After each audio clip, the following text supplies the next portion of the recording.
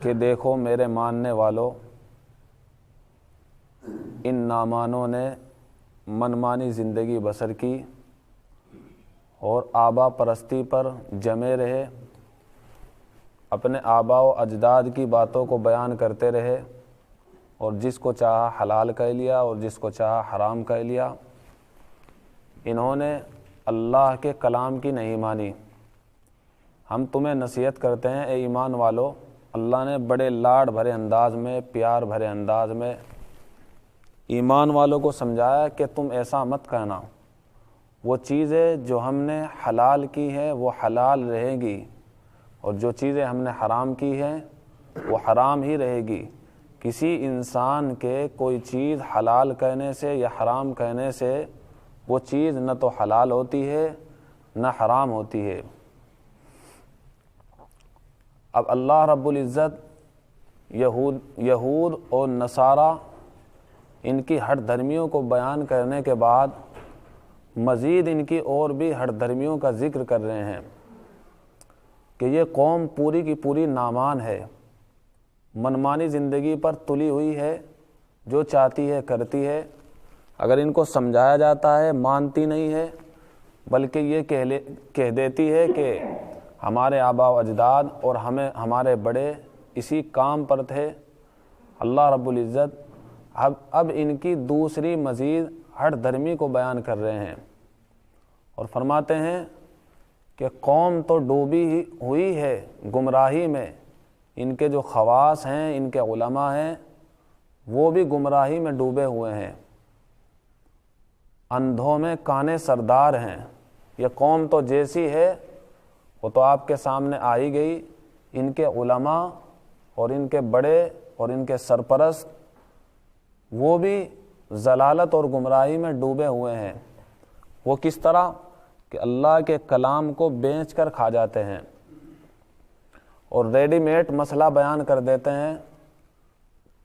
جب ان کے پاس کوئی مسئلہ معلوم کرنے کے لیے آتا، یہودیوں کے علماء کے پاس کوئی مسئلہ پوچھنے کے لیے آتا، تو علماء یہود اس کو من مانی جواب دیتے، اور اس کے گندے خواب و خیال میں جو بات رچی اور بسی ہوتی اور وہ اپنی چاہت والا جو جواب ان سے لینا چاہتا تو اسی طرح کا جواب ان کو دیتے۔ اس سے مقصد یہ تھا کہ تاکہ ان سے کچھ رشوت لیں، تو غلط سلط مسئلے بیان کر کے اور ان کی چاہت والے مسئلے بیان کر کے اور شریعت کی نظر میں اور شریعت کی روشنی میں جواب نہ دے کر ان کی گندی عقلوں کے مطابق جواب دے کر ان سے رشوت لیا کرتے تھے۔ تو اب اللہ رب العزت ان کے علماء کا ذکر کر رہے ہیں کہ قوم کو کیا پوچھتے ہو، اندھوں میں کانے سردار ہیں۔ چنانچہ اللہ فرما رہے ہیں ان الذين يكتمون ما انزل الله من الكتاب ويشترون به ثمنا قليلا، بے شک وہ لوگ جو چھپاتے ہیں وہ سب کچھ جو اللہ نے نازل کر رکھی ہے، یعنی کتاب۔ کیوں چھپاتے ہیں؟ وَيَشْتَرُونَ بِهِ ثَمَنًا قَلِيلًا، اور اس چھپانے کے ذریعے وہ خرید لیتے ہیں تھوڑا سا ثمن، تھوڑی سی قیمت۔ غلط سلط مسئلے بیان کرتے ہیں، تورات ان کے پاس رکھی ہوئی ہے اللہ کی کتاب، لیکن وہ اللہ کے کلام کے مطابق تو مسئلے بتاتے نہیں ہیں، بلکہ منچاہی مسئلے بیان کر دیتے ہیں، اور مقصد کیا ہوتا ہے؟ تاکہ اس کے ذریعے رشوت حاصل کر لیں۔ تو اللہ فرما رہے ہیں اور اس کے ذریعے وہ خرید لیتے ہیں تھوڑا سا مال، تھوڑی سی قیمت۔ تھوڑی سی قیمت کیوں کہا ہے؟ اس لیے کہ آخرت کے مقابلے میں چاہے جتنی بھی قیمت ادا کر دی جائے لیکن وہ تھوڑی ہی تھوڑی رہے گی۔ اگر وہ مسئلے اچھے بیان کرتے، شریعت کی نگاہ میں مسئلے بیان کرتے، کسی ملامت کہنے والے کی ملامت کی کوئی پرواہ نہ کرتے، حق مسئلے، سچ مسئلے، تورات کے مطابق، اللہ کے کلام کے مطابق اگر وہ علماء مسئلے بیان کرتے تو ان شریعت کی نگاہ میں بیان کیے ہوئے مسئلوں کے مطابق ان کو اللہ کے یہاں کیا کچھ ملتا، ان کی نگاہ نے بھی نہیں دیکھا، ان کی عقلوں میں، ان کے دل میں کبھی اس چیز کا خیال بھی نہ آیا ہوتا، لیکن انہوں نے کیا کیا؟ تھوڑی سی قیمت لے لی، تو اللہ رب العزت آخرت کے مقابلے میں دنیا میں لی ہوئی رشوت اور دنیا میں لی ہوئی قیمت کو تھوڑی قیمت بتلا رہے ہیں، اور یہ حقیقی بات ہے۔ فرما رہے ہیں یہ چھپاتے ہیں ان سب کچھ کو جو اللہ رب العزت نے نازل کر رکھی ہے، یعنی کتاب توریت کو، وَيَشْتَرُونَ بِهِ ثَمَنًا قَلِيلًا، اور اس کے ذریعے خرید لیتے ہیں تھوڑا سمن۔ أُولَٰئِكَ مَا يَأْكُلُونَ فِي بُطُونِهِمْ إِلَّا النَّارَ، اللہ فرما رہے ہیں ان کو اس کی سزا کیا ملے گی؟ تو اللہ فرما رہے ہیں کہ یہ وہ لوگ ہیں جو اپنے پیٹ میں آگ کو کھا رہے ہیں۔ تو سوال یہ پیدا ہوتا ہے کہ آگ کو کہاں کھا رہے ہیں؟ وہ تو رشوت میں نہ جانے کیسی کیسی چیز لیتے ہوں گے، ان کے پاس تو رشوت میں مٹھائیاں آتی ہوگی، نہ جانے کیسے کیسے رس بھرے ہوئے ان کے پاس کس کس طرح کی چیزیں آتی ہوگی، تو پھر بھی اس کو اللہ رب العزت آگ کہہ رہے ہیں۔ اللہ فرما رہے ہیں یہ نہیں کھاتے ہیں اپنے پیٹوں میں مگر آگ کو، ارے یہ تو اپنے پیٹ میں آگ کو کھا رہے ہیں، اس لیے کہ ان کو وہ آگ فی الحال محسوس نہیں ہو رہی ہے، ورنہ فی المعال اور انجام کے اعتبار سے وہ آگ ہی کھا رہے ہیں۔ فی الحال اگرچہ محسوس ان کو آگ نہیں ہو رہی ہے، لیکن فی المعال انجام کے اعتبار سے، آخرت کے اعتبار سے وہ آگ ہی کو کھا رہے ہیں، چاہے وہ جتنے رس بھرے اور رسیلی چیزوں کو کھا رہے ہو، چاہے جتنی ان کو قیمت مل رہی ہو، پھر بھی اللہ فرما رہے ہیں کہ وہ آگ کو کھا رہے ہیں۔ اور یہ بات حقیقت بھی ہے، دنیا میں جن کے پاس حس ہوتی ہے وہ حرام مال کے ذائقے کو جانتے ہیں کہ کتنا کڑوا ہوتا ہے۔ چنانچہ اور حس کے پھر درجات ہوتے ہیں، بہت سو کی حس مر جاتی ہے، ان کو نہ حلال کا پتہ چلتا ہے اور نہ حرام کا پتہ چلتا ہے، وہ کھاتے ہی چلے جاتے ہیں، کیا حلال کیا حرام، بس ان کا پیٹ بھرنا چاہیے۔ اور بہت سو کی حس اتنی ہوتی ہے کہ وہ باقاعدہ اس بے چینی کو محسوس کرتے ہیں۔ وہ کس طرح؟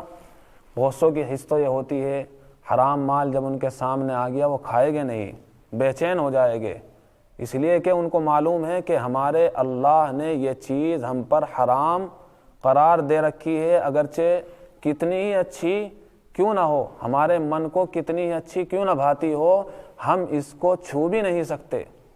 اور بہت سو کا درجہ اتنا بڑھا ہوا ہوتا ہے کہ حلق میں جانے کے بعد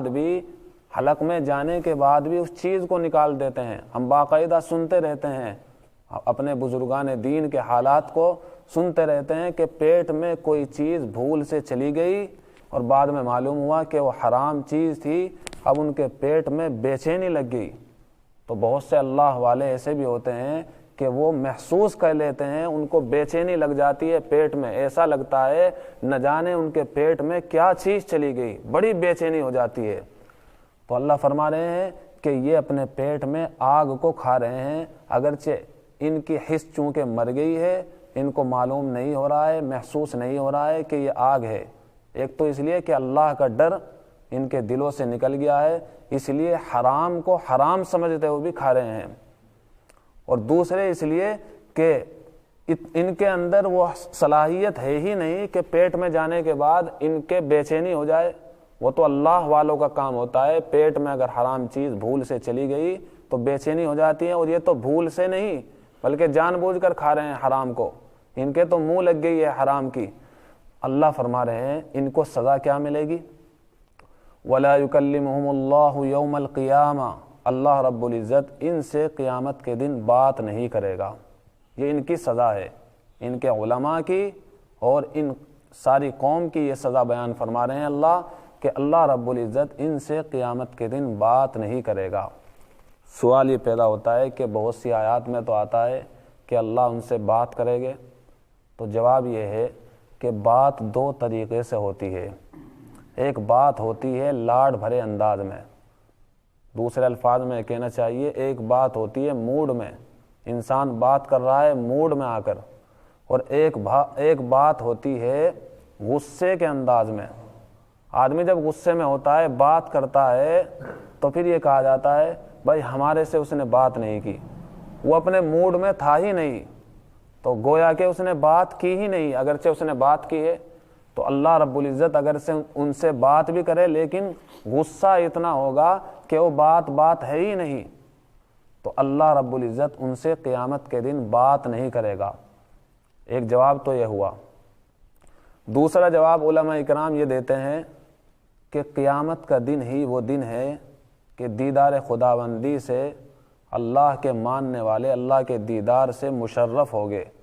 اللہ باقاعدہ براہ راست ان سے بات کرے گا۔ دنیا میں تو اللہ کو کوئی آنکھوں سے دیکھ نہیں سکتا، ارے وہی تو موقع ہے ایک کہ جس میں اللہ رب العزت براہ راست اپنا دیدار کرائیں اور اپنے نیک بندوں سے باتیں بھی کریں۔ لیکن یہ وہ منظر ہوگا کہ اللہ رب العزت ان کم وقتوں سے، ان نامانوں سے جنہوں نے منمانی زندگی بسر کی ہوگی، آج اللہ رب العزت ان سے بات نہیں کرے گا، یعنی براہ راست بات نہیں کرے گا، ورنہ تو آرڈر تو اللہ رب العزت ہی کی جانب سے ہوگا۔ فرشتوں کو کہہ دیا جائے گا کہ ان کو جہنم میں ڈال دو، جو بھی پیغام ہوگا وہ اللہ رب العزت ہی کی طرف سے ہوگا۔ تو اللہ بات تو کرے گا لیکن براہ راست نہیں کرے گا، بلکہ فرشتوں کو کہہ دیا جائے گا کہ ان کو ڈال دو جہنم میں، ان کو گھسیٹ کر ڈال دو۔ غرض یہ کہ جیسی بھی سزا ہوگی اللہ رب العزت فرشتوں کے ذریعے دلوا دے گے۔ رہی انعامات کی باری تو اللہ رب العزت براہ راست خود دے گے، بات بھی کرے گے۔ کیسا منظر ہوگا وہ، اللہ رب العزت براہ راست بات کریں گے، اللہ کا دیدار ہوگا۔ وہی تو ایک دن ہے کہ جس میں ہم سب ایمان والے، اللہ کے ماننے والے اللہ کا دیدار بھی کریں گے، اور یہی وہ ایک منظر ہے کہ جنت سے بھی بڑھ کر یہ منظر ہے۔ خود اللہ رب العزت بات بھی کر رہے ہوگے، دیدار بھی ہو رہا ہوگا، تو اللہ فرما رہے ہیں اللہ رب العزت ان سے قیامت کے دن بات نہیں کرے گا۔ وَلَا يُزَكِّيهِمْ، اور اللہ رب العزت ان کا تزکیہ بھی نہیں کرے گا، ان کو پاک بھی نہیں کرے گا۔ کیوں؟ دنیا میں رہتے ہوئے ان کو جو رستہ جنت والا بتلایا تھا، تزکیے کا مطلب ہوتا ہے اللہ نے جو جنت والا رستہ بتلایا ہے اس رستے پر چلنا۔ چونکہ دنیا میں رہتے ہوئے یہ اللہ کے بتائے ہوئے رستے پر چلے نہیں، اس لیے انہوں نے اپنا تزکیہ کیا نہیں۔ وہ توفیق جو اللہ نے ہر ایک کو دے رکھی ہے، اور وہ توفیق ہے کہ اللہ کے بتائے ہوئے جنت کے رستے پر چلنا۔ چنانچہ یہ اللہ کے بتائے ہوئے جنت کے رستے پر چلے نہیں، بلکہ منمانی زندگی بسر کرتے رہے۔ حالانکہ تورات میں اللہ کے نبی کی صفات موجود تھی، ہونا تو یہ چاہیے تھا کہ ان کے علماء ان کو کھول کھول کر بیان کرتے، اور یہ قوم اللہ کے نبی کی صفات کو مانتی، لیکن انہوں نے اللہ کے نبی کی صفات جو توریت میں بیان کی تھی ان کو چھپایا۔ تو انہوں نے اللہ کے رستے کو قبول نہیں کیا، اللہ کے رستے پر چلے نہیں، تو انہوں نے دنیا میں اپنا تزکیہ کیا نہیں، تو قیامت میں بھی ان کا تزکیہ نہیں ہوگا، ان کو پاک نہیں کیا جائے گا۔ پاک کیا جائے گا تبھی تو جنت میں جائے گے، چنانچہ اب تزکیہ ہوا نہیں، اب کیا ہوگا؟ وَلَهُمْ عَذَابٌ عَلِيمٌ، ان کو پاک نہیں کیا گیا اللہ کی جانب سے، بلکہ کہہ دیا گیا آج اللہ ان سے بات بھی نہیں کرے گا۔ وَلَا يُزَكِّيهِمْ، اور ان کا تزکیہ بھی اللہ نہیں کرے گا، ان کو پاک بھی نہیں کرے گا۔ جب پاک نہیں کرے گا تو کیا ہوگا؟ وَلَهُمْ عَذَابٌ عَلِيمٌ، ان کے لیے دردناک عذاب ہے۔ یہ دردناک عذاب کیوں ہے؟ اولئک الذین اشتروا الضلالۃ بالہدی والعذاب بالمغفرہ، یہ وہ لوگ ہیں جنہوں نے گمراہی کو ہدایت کے بدلے میں خرید لیا ہے۔ ان لوگوں نے گمراہی کو خرید لیا، کس کے بدلے میں؟ ہدایت کے بدلے میں۔ ان کے پاس ہدایت تھی، تورات میں اللہ کے نبی کی صفات موجود تھی، یہ اللہ کے نبی ہیں، یہی شریعت اب حق ہے اور سچ ہے، لیکن انہوں نے تورات کی بات کو مانا نہیں، بلکہ اس میں اختلاف کیا، رد و بدل کی، من چاہی زندگی بسر کی۔ تو اللہ فرما رہے ہیں انہوں نے فی الحال دنیا میں کیا کیا؟ گمراہی کو خرید لیا ہدایت کے بدلے میں۔ ہدایت کیا تھی؟ محمد عربی صلی اللہ علیہ وسلم کا دامن تھام لیتے۔ جب ان کی تورات پکار کر کہہ رہی تھی اس کا نام احمد ہوگا، وہ ایسا ہوگا، وہ ایسا ہوگا، نہ جانے کتنی صفات اللہ کے نبی کی تورات میں بیان کی گئی، انجیل میں بیان کی گئی، لیکن انہوں نے مانا نہیں۔ تو اللہ فرما رہے ہیں کہ انہوں نے گمراہی کو ہدایت کے بدلے میں خرید لیا، اور انجام کار کیا ہوا؟ آخرت میں انہوں نے عذاب کو مغفرت کے بدلے خرید لیا۔ ان کی تو مغفرت ہونی تھی اگر یہ اللہ کے نبی حضرت محمد الرسول اللہ صلی اللہ علیہ وسلم کو مانتے، لیکن انہوں نے مانا نہیں، تو اب انہوں نے عذاب کو خرید لیا۔ فما اصبرہم علی النار، اللہ فرما رہے ہیں یہ کتنے ہٹی ہیں، یہ کتنے ہٹی ہیں، ان کی ہٹ دھرمی تو دیکھو، ان کا ہٹی ہونا تو دیکھو، جہنم کی آگ پر ہٹ دھرمی کر رہے ہیں۔ ارے دیکھو کتنی طاقت دکھا رہا ہے، جہنم کی آگ کو تو برداشت کر لے گا، اتنی ہٹ دھرمی کرتا ہے۔ تو اللہ فرما رہے ہیں دیکھو ان کی کتنی ہٹ دھرمی ہے جہنم کی آگ پر، کوئی ایسی ویسی آگ پر نہیں، جہنم کی آگ پر۔ کیوں؟ ذالک بان اللہ نزل الکتاب بالحق، ہٹ دھرمی کس لیے ہے؟ اللہ یہ اس طور پر کہ اللہ رب العزت نے کتاب یعنی تورات کو ٹھیک ٹھیک نازل کر دیا ہے، ساری باتیں ان کے لیے بیان کر دی گئی ہے، صحیح راستہ یہ ہے، غلط راستہ یہ ہے، محمد عربی صلی اللہ علیہ وسلم آنے والے ہیں، ان کی یہ صفات ہے۔ تو اللہ رب العزت نے تو کتاب کو، توریت کو ٹھیک ٹھیک نازل کیا، لیکن انہوں نے کیا کیا؟ وَإِنَّ الَّذِينَ اخْتَلَفُوا فِي الْكِتَابِ لَفِي شِقَاقٍ بَعِيدٍ، اور یہ وہ قوم ہے جنہوں نے اللہ کی کتاب میں، توریت میں رد و بدل کر دیا، عملی زندگی میں بھی رد و بدل کر دیا۔ تورات والی ان کی زندگی نہ تھی، اگر تورات والی ان کی زندگی ہوتی تو جب محمد عربی صلی اللہ علیہ وسلم آگئے اور تورات اور انجیل ان کو خود کہہ رہی ہے اب تمہارے پیشوا یہ ہیں، ان کی بات کو مانو، انہوں نے مانا نہیں، تو انہوں نے عملی زندگی کے اعتبار سے بھی تورات میں اختلاف کیا، اور ویسے بھی اللہ کے کلام کو بدل دیا، غلط سلط مسئلے بیان کیے۔ وَإِنَّ الَّذِينَ اخْتَلَفُوا فِي الْكِتَابِ لَفِي شِقَاقٍ بَعِيدٍ، یہی وہ لوگ ہیں کہ جنہوں نے اللہ کی کتاب میں رد و بدل کر دیا۔ لفی شقاق بعید، یقیناً یہ پرلے درجے کی ہٹ دھرمی میں جا پڑے، یقیناً یہ پرلے درجے کی ہٹ دھرمی میں جا پڑے۔ یہی تو وجہ ہے کہ انہوں نے ہدایت کے ہوتے ہوئے بھی گمراہی کو خرید لیا، اور انہوں نے محمد عربی صلی اللہ علیہ وسلم کے جیسے ہوئے اتنی اچھی نعمت کو بھی ٹھکرا دیا۔ اللہ رب العزت یہ باتیں اللہ اس لیے بتلاتا ہے تاکہ امت محمدیہ ان چیزوں میں نہ پڑے۔ گویا کہ اس وقت کے علماء کو بھی اللہ رب العزت ان کے واقعات بتا کر کہہ رہا ہے کہ تمہیں ایسا کام نہیں کرنا ہے، مسئلے وہی بتانے ہیں جو شریعت کی نظر میں ہو، کسی کی رشوت پر اور کسی کے مال پر نگاہ کرتے ہوئے اس کو اس کی منچاہی مسئلہ بیان نہیں کرنا ہے۔ گویا کہ اللہ رب العزت اس وقت کے علماء کو بھی متنبہ کر رہا ہے، انہوں نے تو جیسا کیا تم ایسا کام مت کرنا۔ کہ دیکھو